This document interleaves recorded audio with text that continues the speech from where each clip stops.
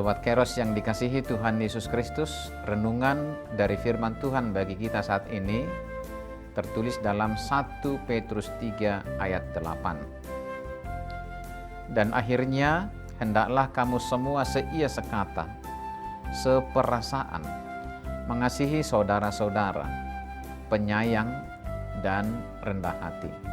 Sobat Kairos, renungan hari ini merupakan nasihat dan pengajaran dari Rasul Petrus yang mengajarkan bagaimana orang-orang Kristen dan sesama teman harus saling memperlakukan dengan baik.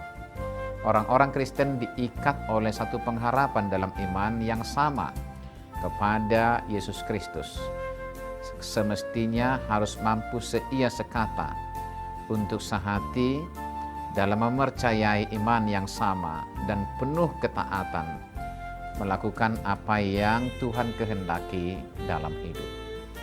Empati yang nyata dalam kepedulian adalah salah satu cara untuk memenangkan hidup dalam segala penderitaan.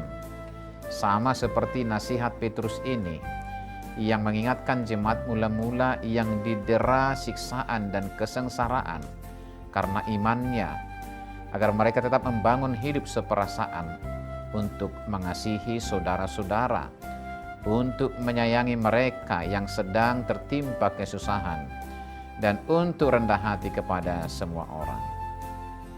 Sobat Kairos, kita mesti belajar dari Yesus yang peduli dan berempati kepada kita manusia yang dikasihinya.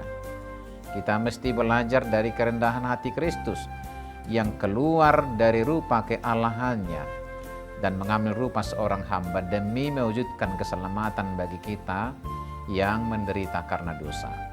Maka dari itu ketika kita mengaku telah menyambut Kristus yang meraja dalam diri, menjadi juru selamat dalam diri, menjadi sang penebus kita, maka mau tidak mau, suka atau tidak suka, kita mesti menyatukan hati dalam satu perasaan yang penuh kasih, utamanya dalam kaitannya saling menopang dan saling menguatkan keimanan dalam kasih sayang yang nyata dan dalam perbuatan sebagaimana Tuhan Yesus Kristus telah perbuat bagi kita.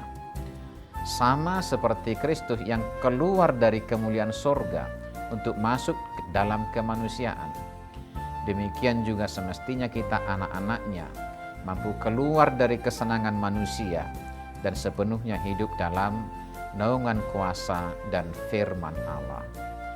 Sobat Kairos, dalam masa-masa Advent ini kita dinasihati dan diajari oleh firman Tuhan untuk menyambut dan menghidupi karya Sang Juru Selamat dengan membangun empati yang hidup.